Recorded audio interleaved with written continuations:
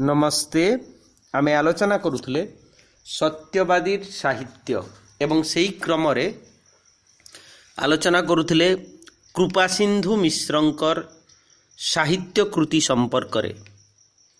पूर्वरु आलोचना रे कुहा जाइछि सत्यवादी प्रत्येक साधक आर्य जीवन, भारतीय संस्कृति, जातीयताबोध एवं उत्सर्गीकृत जीवन तांकर थिला देश और दशर कल्याण पाई।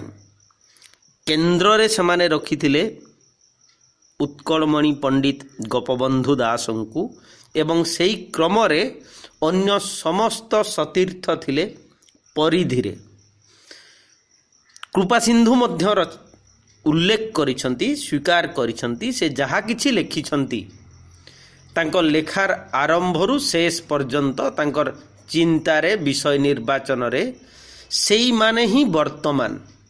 तेणु तांकर बारबाटी दुर्गर कथा आसीबो किंबा कोणार्क प्रसंग रे सबुरे आमे देखिबा जातीयताबोध, ऐतिह्य प्रीति एवं ता सहित एक समर्पणशील व्यक्तिर जो काव्यिक बा आवेगोच्छल अभिव्यक्ति। यह सत जे कृपासिंधुंकर पूर्वरु बहु स्वदेशी और विदेशी कोणार्कर इतिहास रचना करिबाकु जाई अनेक स्थान रे सत्यर अपलाप करिसंती, किंतु कृपासिंधुंकर जातीयतावादी मन होइछि अत्यंत अनुसंधित्सु।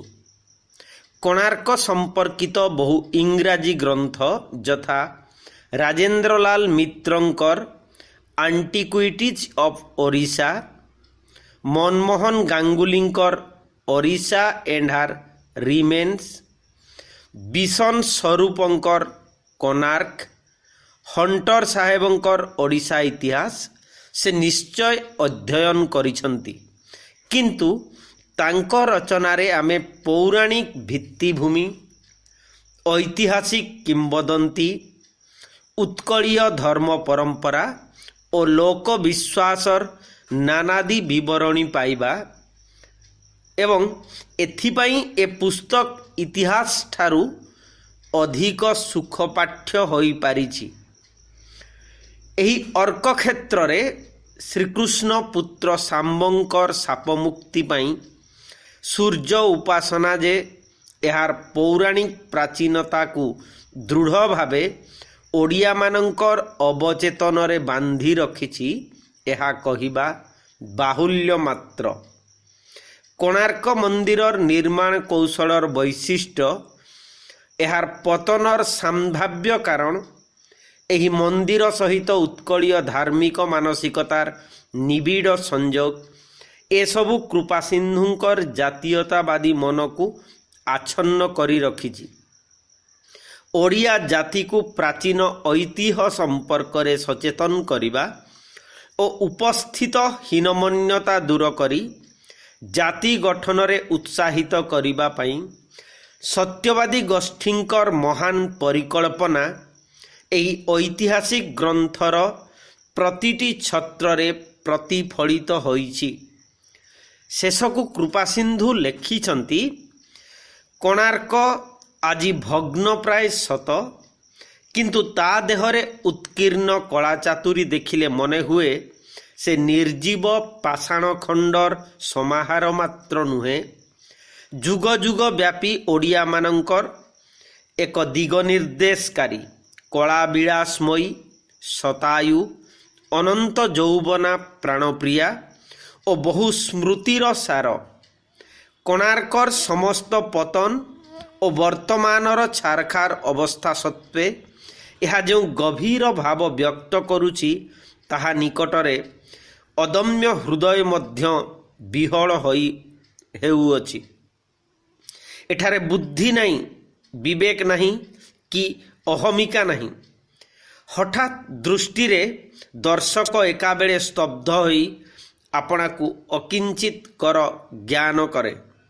କୋଣାର୍କର ସ୍ଥାପତ୍ୟ ନେଇ ଦର୍ଶକ ଯେପରି ଉତ୍ଫୁଲ୍ଲିତ ହୁଏ, ନିର୍ମାଣ କୌଶଳ କଥା ଭାବିଲେ ସେହିପରି ବିସ୍ମିତ ଓ ସ୍ତମ୍ଭୀଭୂତ ହୋଇଯାଏ। ପୁନଶ୍ଚ ଇତିହାସର ନିରସ ତଥ୍ୟ ଭେଦ କରି ଭାଷାର ବିଚିତ୍ର ବର୍ଣ୍ଣାଳୀରେ ଏ ଗ୍ରନ୍ଥଟି କେତେ ରସାଳ ଓ ସୁଖପାଠ୍ୟ ହୋଇଛି ତାର ଏକ ଉଦାହରଣ। ଇଞ୍ଜିନିୟର ଶିବେଇ ସାନ୍ତାରା ନାହାନ୍ତି କି 1200 ବଢ଼େଇ ନାହାନ୍ତି। ପ୍ରତ୍ୟେକଙ୍କର ବଂଶାନ୍ୱୟରେ କେହି ଉତ୍ତରାଧିକାରୀ ଅଛନ୍ତି କି ନାହିଁ ସନ୍ଦେହ ଅଛି। କେବଳ ଭୀମକାନ୍ତ ବିରାଟ ବପୁ ଭଗ୍ନ କୋଣାର୍କ ଭାବେ ବିଜନ ସୈକତ ପ୍ରାନ୍ତରେ ଅଦ୍ୟାପି ଓଡ଼ିଆ ଜାତିର ଅବିନଶ୍ୱର କୀର୍ତ୍ତି ସ୍ତମ୍ଭ।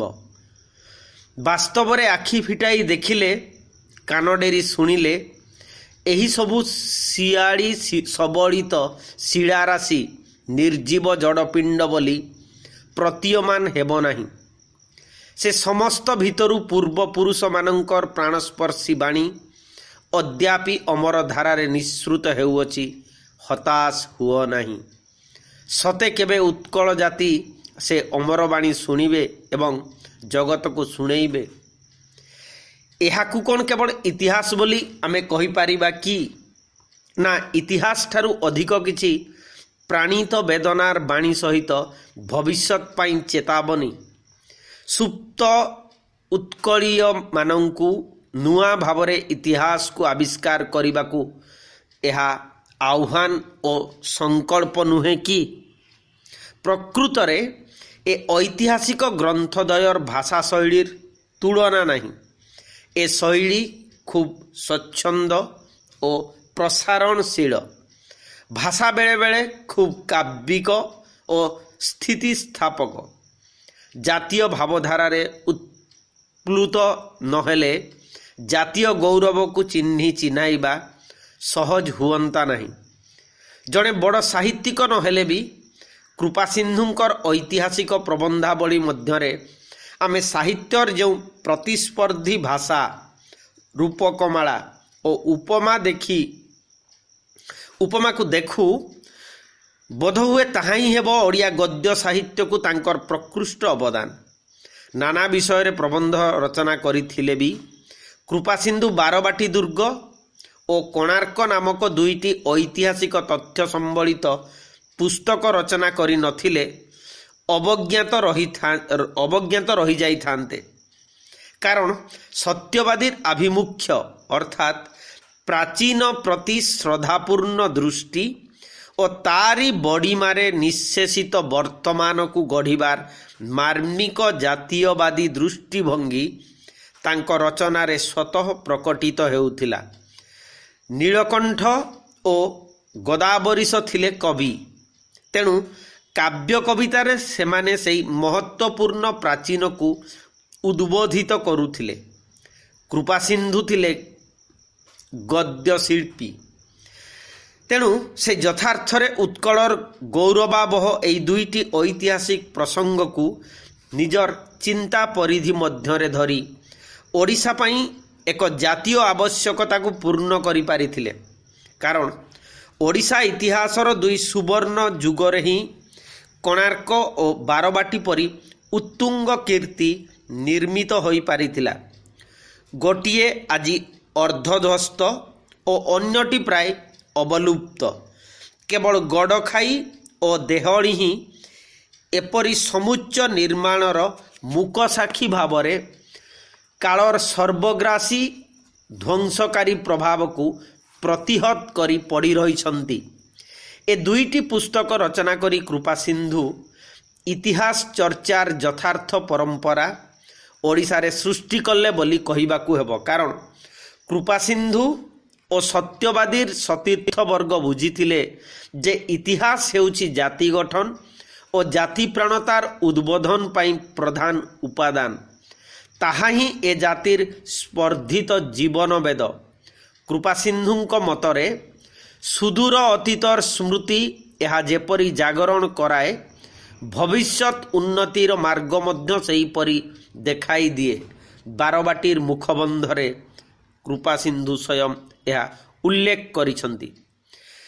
कृपा सिंधुंकर पूर्वरु हंटर स्टर्लिंग साहेब और प्यारीमोहन आचार्य इंग्रेजी और ओडिया रे ओडिशा इतिहास रचना करथिले, किंतु सत्यवादी मानकर दृष्टिभंगी रे जातीय जीवन पाई जो आवेगमय सम्मोहन सृष्टि होइथिला ताहा साहेब मानकर इतिहास रचना रे एपरिकी प्यारीमोहनकर ओडिशा इतिहास जहाँ 1871 मसीह रचित होइथिला सेठारे आशा करा जाई पारे ना।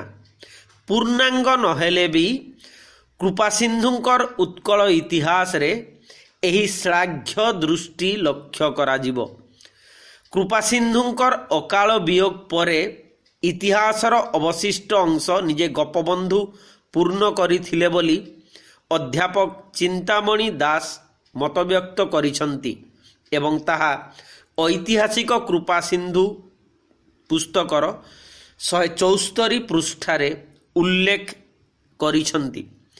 उत्कलर विभिन्न समयर राजा और राजशासन सहित प्रजामानंकर जीवनधारा संपर्क रे से एही इतिहास रे सूचेइछंती। इंग्रेज मानंकर आगमन और शासन प्रतिष्ठा समय 1803 संपर्क रे विशद विवरणी रही। शेषरे स्वतंत्र उत्कल प्रदेश गठन पाई उत्कल सम्मिलनी प्रतिष्ठा और कार्यक्रम संपर्क रे ऐतिहासिक मंतव्य देई ग्रंथ समापन करिसंती। निजे इतिहासर छात्र नथिले मध्य ओडिशार इतिहास रचना तांको साहसिकतार परिचय बहन करे। यह तांकर बहुपाठी गवेषणा और जाति पाई अंगीकारर फलश्रुति बोली निश्चय विवेचित हेबो। गपबंधु एही पुस्तकटीर मुखबंधरे लिखिछंती, कृपा सिंधुंक लिखित उत्कल साहित्य मुखबंध लड़े नहीं। इतिहास और प्रत्नतत्व आलोचना रे कृपा सिंधु निज योग्यतार अविनश्वर सर्टिफिकेट हासिल करिसंती। जो माने से पुस्तक पढ़ी अछंती कृपा सिंधुंक उत्कल इतिहास पढ़िबा को से माने आकृष्ट हेबे एवं मोर विश्वास पढ़ी श्रम सफल मणिबे। एणु भूमिका लेखिबा को मोक्षम क्षमा करिबे। गपबंधु प्रथम संस्करण रे यह उल्लेख करिथिले।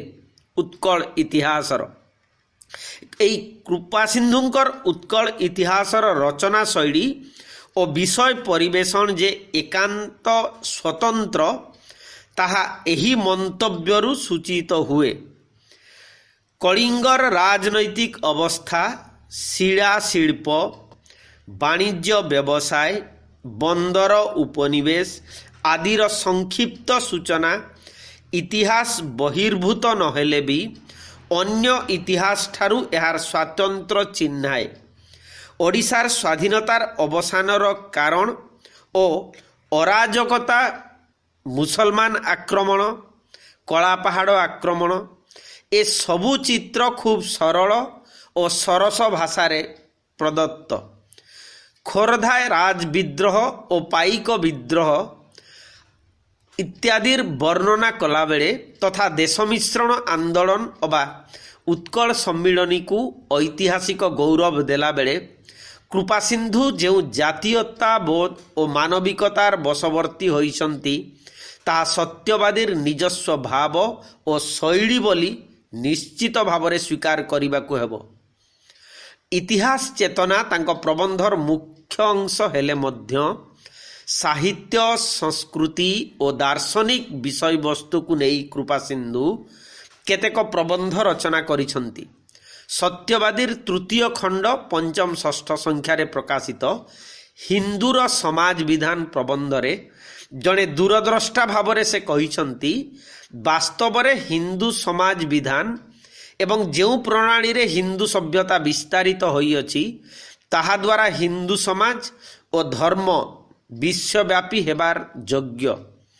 तांको मतरे हिंदू, मुसलमान और ख्रिस्टियान धर्म केवल व्यक्तिर गोटिए गोटिए आत्मविश्वास मात्र। एही आत्मविश्वास प्राबल्यरू सेमानंकर सांप्रदायिकता विस्तार लाभ करिथाए ଏବଂ ଜାତୀୟ ସ୍ତରକୁ ସେହି ଧର୍ମ ବା ଜାତି ଉନ୍ନୀତ ହୁଏ। ପ୍ରକୃତରେ ହିନ୍ଦୁ ଧର୍ମ ହିଁ ମାନବ ଧର୍ମ ଓ ହିନ୍ଦୁ ସମାଜ ହିଁ ମାନବ ସମାଜ। ଏହି ଧର୍ମର ଉଦାରତା ଦୃଷ୍ଟିରୁ ସମ୍ଭବତଃ କୃପାସିନ୍ଧୁ ଏତେ ବଡ଼ କଥାଟିଏ କହିଥିଲେ।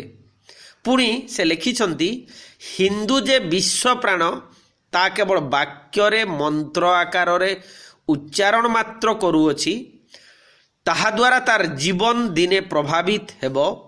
ହିନ୍ଦୁ ସମାଜ ଶତ ଅନ୍ତରାୟ ସତ୍ତ୍ୱେ ପ୍ରକୃତରେ ବ୍ୟାପକ ଓ ବିଶ୍ୱଜନୀନ ହୋଇ ଉଠିବ। ଏଥିପାଇଁ ପ୍ରଚାର ବା ପ୍ରବର୍ତ୍ତନାର ଆବଶ୍ୟକତା ପଡ଼ିବ ନାହିଁ, କେବଳ ସମାଜରେ ଉଦାରତାର ବିକାଶ ପ୍ରୟୋଜନ। ଏହି ପ୍ରବନ୍ଧରେ ତାଙ୍କ ବିଚାରଧାରାର ସ୍ୱଚ୍ଛତା, ଉପସ୍ଥାପନାର ଯୁକ୍ତିବତ୍ତା, ସଂଗତି ଓ ସିଦ୍ଧାନ୍ତ ପ୍ରବନ୍ଧଟିକୁ ଆକର୍ଷଣୀୟ କରିଛି ଏବଂ ତାହା ହିନ୍ଦୁ ସମାଜର ବିଧାନ ସତ୍ୟବାଦୀ ତୃତୀୟ ଖଣ୍ଡ 7ମ-8ମ ସଂଖ୍ୟାରେ ପ୍ରକାଶିତ। ଏପରିକି ଖୁବ୍ ସାହସିକ ମାନସିକତାର ପରିଚୟ ଦେଇ ପଣ୍ଡିତ କୃପାସିନ୍ଧୁ ସ୍ପଷ୍ଟ କହିଛନ୍ତି, ବର୍ତ୍ତମାନ ହିନ୍ଦୁ ସମାଜ ମଧ୍ୟରେ ଶୈବ, ବୈଷ୍ଣବ, କେତେକ ପରିମାଣରେ ଜୈନ ସମ୍ପ୍ରଦାୟମାନ ଯେପରି ଅଙ୍ଗୀଭୂତ ହୋଇଅଛନ୍ତି, ଖ୍ରୀଷ୍ଟାନ ଓ ମୁସଲମାନ ସମ୍ପ୍ରଦାୟ ସେହିପରି ହିନ୍ଦୁ ସମାଜର ଅଂଶବିଶେଷ ହୋଇପାରିବେ ଏବଂ ବ୍ରାହ୍ମଣ, କ୍ଷତ୍ରିୟ, ବୈଶ୍ୟ ବା ଶୂଦ୍ରଙ୍କ ପରି ସେମାନେ ଆଚାର ବ୍ୟବହାର ଓ ପବିତ୍ରତାର ପରିମାଣ ଅନୁସାରେ ଗୋଟିଏ ଜାତିରେ ପରିଣତ ହୋଇପାରିବେ। ହିନ୍ଦୁ ଧର୍ମ ଓ ସମାଜର ରକ୍ଷଣଶୀଳତାକୁ ଏ ପ୍ରବନ୍ଧରେ କିନ୍ତୁ ଖୁବ୍ ବିଦ୍ରୂପ କରାଯାଇଛି। ଏପରିକି ସେ ସମୟରେ ଯେଉଁ ବିଦ୍ୱାନ ବ୍ୟକ୍ତିମାନେ ଉଚ୍ଚଶିକ୍ଷା ପାଇଁ ବିଦେଶ ଯାଉଥିଲେ, ଫେରିଆସିବା ପରେ ସେମାନଙ୍କୁ ସମାଜଚ୍ୟୁତ କରାଇ ହିନ୍ଦୁ ସମାଜ ଠିକ୍ କରି ନାହାନ୍ତି ବୋଲି ସେ ରୋକଠୋକ୍ ମତ ଦେଇଛନ୍ତି।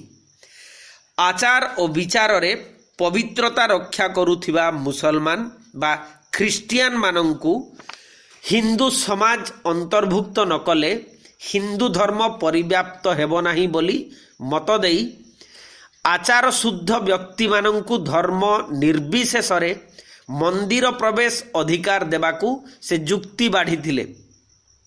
ତାଙ୍କ ମତରେ ହିନ୍ଦୁ ଧର୍ମ, ମୁସଲମାନ ଧର୍ମ ବା ଖ୍ରୀଷ୍ଟିଆନ ଧର୍ମ ପରି କୌଣସି ବ୍ୟକ୍ତିବିଶେଷ ଦ୍ୱାରା ସୃଷ୍ଟି ହୋଇନାହିଁ, ବରଂ ଏହା ଆଚାର ଓ ବିଚାରର ଶୁଦ୍ଧତାକୁ ମୂଳ କରି ସନାତନ କାଳରୁ ପ୍ରବାହିତ ହୋଇ ଆସୁଛି।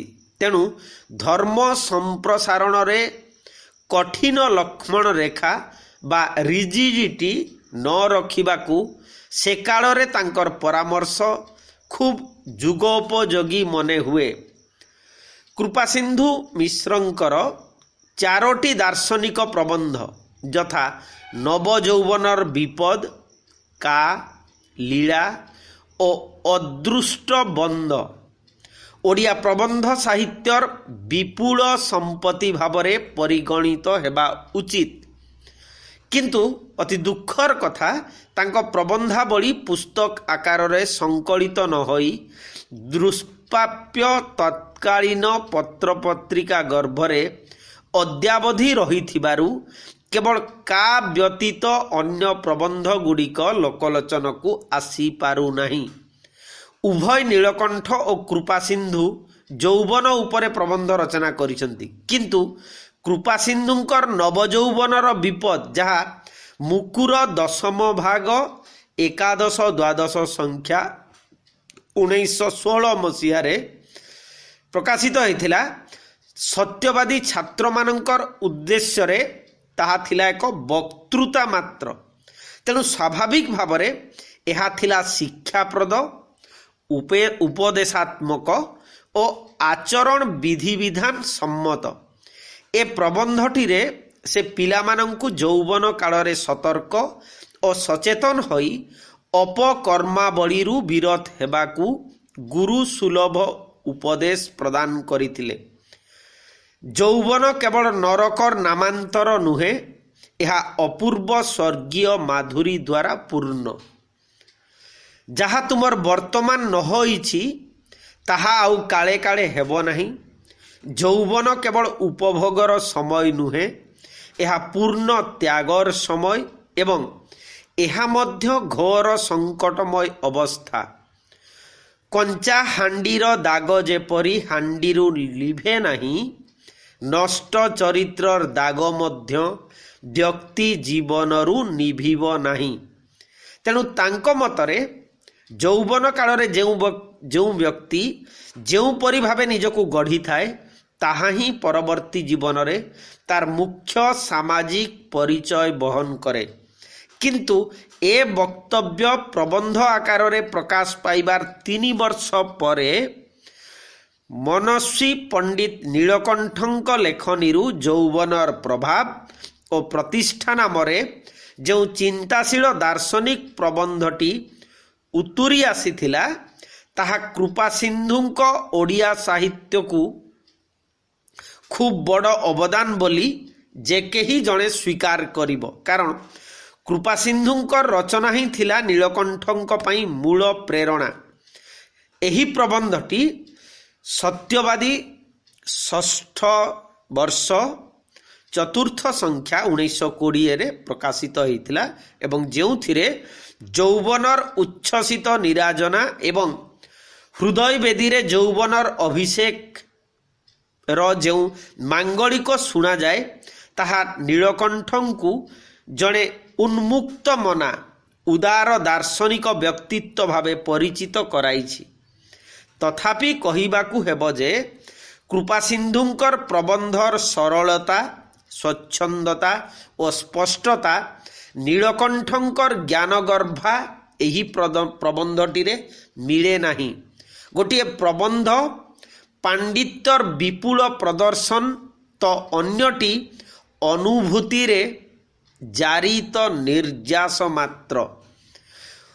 ଉତ୍କଳ ବିଶ୍ୱବିଦ୍ୟାଳୟ ସ୍ନାତକ ଶ୍ରେଣୀର ପାଠ୍ୟକ୍ରମରେ ଦୀର୍ଘକାଳ ଧରି କୃପାସିନ୍ଧୁଙ୍କର କା ପ୍ରବନ୍ଧଟି ପାଠ୍ୟ ହିସାବରେ ପ୍ରଚଳିତ ଥିଲା। ଗୋଟିଏ ବର୍ଣ୍ଣର ଏହି ଶବ୍ଦ ଯେ ତାଙ୍କ ଚିନ୍ତାଧାରାରେ ଏତେ ବିସ୍ଫୋରକ ହୋଇ ଉଠିବ ପ୍ରବନ୍ଧଟି ନ ପଢ଼ିଲେ ସହଜେ ବିଶ୍ୱାସ କରି ହେବ ନାହିଁ। ଏହି ପ୍ରବନ୍ଧଟି ମାନେ କା ପ୍ରବନ୍ଧଟି ପ୍ରଥମେ ମୁକୁର 7ମ ବର୍ଷ 6ଠ ସଂଖ୍ୟା 1912 ମସିହାରେ ପ୍ରକାଶିତ ହୋଇଥିଲା। ସେତେବେଳେ କୃପାସିନ୍ଧୁ MA ଶ୍ରେଣୀର ଛାତ୍ର, ଅଥଚ ପ୍ରବନ୍ଧଟିରେ ମନନଶୀଳ ଦାର୍ଶନିକ ଦୃଷ୍ଟିଭଙ୍ଗୀ ଓ ଗଭୀର ବିଶ୍ଳେଷଣାତ୍ମକ ଚିନ୍ତାଧାରାର ପରିଚୟ ମିଳିଥାଏ।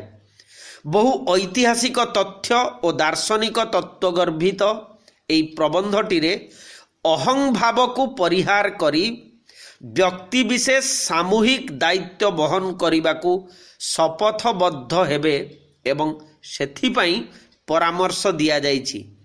ବ୍ୟକ୍ତି ସ୍ୱାର୍ଥକୁ ପରିହାର କରି ଗଣ ସ୍ୱାର୍ଥ ପାଇଁ ଜୀବନ ଉତ୍ସର୍ଗ କରିବାର ଯେଉଁ ପରମ୍ପରା ପୌରାଣିକ ଯୁଗରୁ ରାଜାରାମଙ୍କର ଚରିତ୍ର ଓ ଆଚରଣରେ ଭାରତୀୟ ସଂସ୍କୃତିକୁ ପରିପୁଷ୍ଟ କରିଛି କିମ୍ବା ବିଂଶ ଶତାବ୍ଦୀର ଆରମ୍ଭରେ ଜାତୀୟ ସ୍ୱାର୍ଥ ପାଇଁ ଆପଣା ସ୍ୱାର୍ଥକୁ ଜଳାଞ୍ଜଳି ଦେବାକୁ ଯେଉଁ ଶପଥ ଗୋପବନ୍ଧୁ ନେଇଥିଲେ ସେହି ଆଦର୍ଶକୁ ଅନୁସରଣ କରିବାକୁ ଏ ପ୍ରବନ୍ଧରେ ଅତି ସ୍ପଷ୍ଟ ଭାବରେ ଆହ୍ୱାନ ଦିଆଯାଇଛି। ଲେଖକ ପଣ୍ଡିତ କୃପାସିନ୍ଧୁ କାର ସଂଜ୍ଞା ନିରୂପଣ କରିବାକୁ ଯାଇ ମାନବୀୟ ଚେତନାରେ ଏହାର ପ୍ରାଚୀନତାକୁ ସ୍ୱୀକାର ଓ ବିଶ୍ଳେଷଣ କରିଛନ୍ତି। କା ବ୍ୟକ୍ତିବିଶେଷ ଉପରେ ଆଉ ଏକ ଦାୟିତ୍ୱ ଆରୋପ କରେ। ରାମଚନ୍ଦ୍ର ବ୍ୟକ୍ତିବିଶେଷ ଭାବେ ସୀତାଙ୍କ ସ୍ୱାମୀ ହୋଇପାରନ୍ତି, କିନ୍ତୁ ଅଯୋଧ୍ୟାପତି ଭାବେ ସମଗ୍ର ରାଜ୍ୟର କା ତାଙ୍କ ଉପରେ ଆରୂଢ଼। ତେଣୁ ସେ ନିଜର ବ୍ୟକ୍ତିଗତ ସୁଖ ସ୍ୱାଚ୍ଛନ୍ଦ୍ୟ ପ୍ରେମ ପ୍ରଣୟକୁ ପ୍ରଜାମାନଙ୍କର ଇଚ୍ଛାନୁଯାୟୀ ବଳି ଦେବାକୁ ବାଧ୍ୟ, କାରଣ ସେଠି କାର ଦାୟିତ୍ୱ ଅପରିସୀମ। କବି ଗଙ୍ଗାଧର ମେହେର ଏ ସମ୍ପର୍କରେ ଚମତ୍କାର କଥାଟିଏ କହିଛନ୍ତି।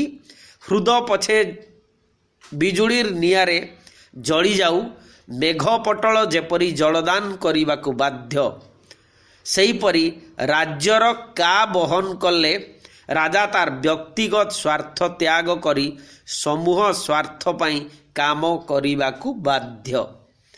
मिसर देशर कार अर्थ आत्मार चिरंतनता, किंतु उत्कल रे का व्यक्ति विशेषर प्रतिनिधि बा सब्स्टिट्यूट भावे गृहीत, अर्थात देहधारी आउ जड़े व्यक्ति विशेष।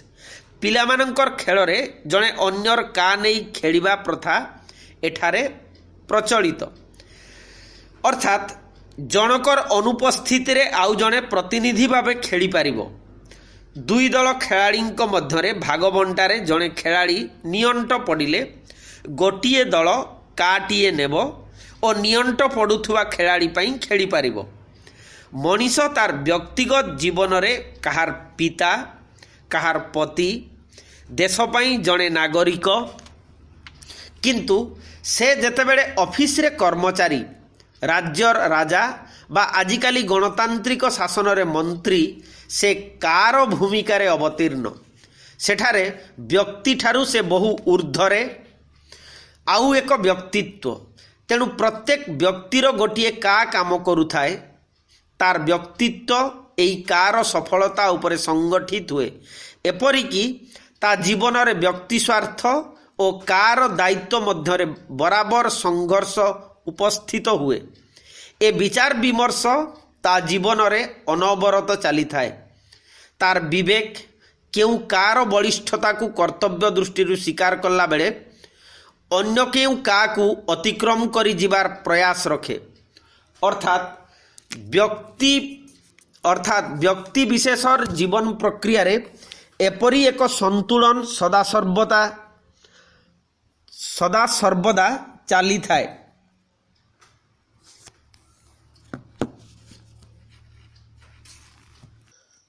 व्यक्ति विशेषर जीवन प्रक्रिया रे एपरी एक संतुलन सदा सर्वदा चली थाए। तदनुसारे तार परिचय और व्यक्तित्व परिपुष्ट मध्य। उदाहरण छल रे कृपा सिंधु बुझाई मु अमुक एक व्यक्ति विशेष, किंतु जेतेबेले मु उत्कल सम्मिलनी रो कार्य करूअछि सेतेबेले मो उपरे उत्कल सम्मिलनी रो सभ्य निमंते गोटिए का अछि। रामचंद्र सीतांकर पति स्वरूप से तांकर सुख स्वाच्छंद देखिबाकू धर्मतः न्यायतः बाध्य, किंतु अयोध्यावासींकर सकाशे से जेतेबेले निज उपरे गोटिए का नेले सेतेबेले से केवल सीतांक पति नुहंती, सीतांक ठारू अधिक समग्र अयोध्यार पति। सुतरां से कार कार्य कला बेले निजर व्यक्तिगत भाव बा सुख स्वाच्छंद त्याग कले। महाभारत युद्धरे मध्य एई कार अद्भुत शक्ति परिलक्षित हुए। तेणु तांक मतरे कार मर्म हैला व्यक्तिगतता को अतिक्रम करी सामूहिकतारे आत्मझास देबा। एहा ही कार मूल उद्देश्य और आह्वान। एक दार्शनिक प्रारंभरू क्रमे जीवन भित्तिक लौकिकता आड़कू ए प्रबंधर गति बेस प्रणिधान योग्य। समालोचक डॉक्टर नटवर सामंतरायंकर वक्तव्य और विश्लेषण सहित समस्ते निश्चय एकमत हेबे जे कापरी एक सामान्य प्रसंग को कृपा सिंधु खूब विस्तारित करिदेई पारिछंती और समष्टि जीवन पाई यार उपयोगिता को प्रतिपादन करिछंती। हुए तो एपरी एक प्रसंग पाई आमे केबे सचेतन नथिलु। तेणु डॉक्टर सामंतराय एई प्रबंधटी को समयर प्राणस्पंदन बोली कहिछंती एवं उत्कल सम्मिलनीर विभिन्न वक्तांकर वक्तव्य उद्धार करी सत्यवादी चिंता और चेतना सहित ए प्रसंग को सामिल करिछंती। नीलकंठकर अछु ओ हेबु प्रबंध द्वारा कृपा सिंधु प्रभावित बोली कृपा सिंधु स्वयं स्वीकार करिछंती। एहा ही सत्यवादी चिंताधारार एकोमुखीनता को चिन्हाई दिए। मने हेब जे कृपा सिंधु 1912 मसीहारू अर्थात छात्र जीवनरू मुकुर पत्रिकार धारावाहिक लेखक थिले। यह माने स्वाभाविक भाव में सत्य। मुकुर अष्टम वर्ष सप्तम अष्टम नवम संख्यार लीला नामक एक दीर्घ प्रबंधरे लेखक अवतार मानकर संपर्क आलोचना करिसंती। राम कृष्ण आदि लीलामय पुरुषों को भारतवर्ष जे बारंबार जन्म देइछि ताहा ए देशर आध्यात्मिक जीवन को परिपुष्ट और संगठित करिबा पई उद्दिष्ट। से लीलामय पुरुषंकर आगमन रे भारतवर्ष बारंबार धर्म संकटरू रक्षा पाइछि और निजर आध्यात्मिक विचारधारा को संस्कृति रे अंगीभूत करि पारिछि। ए प्रबंध रे से शिशु धार्मिक और कवि मानकर जीवन विश्लेषण पूर्वक विश्व ब्रह्मांड लीलामय पुरुष अवांग मानस गोचर भगवान को ही लीलार आधार रूपे प्रतिपादन करिसंती। आमे आज एतिकिरे आलोचना को रखिबा। परवर्ती समय रे तांकर आउ किछि आलोचना करिबा। नमस्ते। कमेंट रे जहाँ चाहिए लिखि पारिबे। नमस्ते। पुणी भेट हब आसंता काली।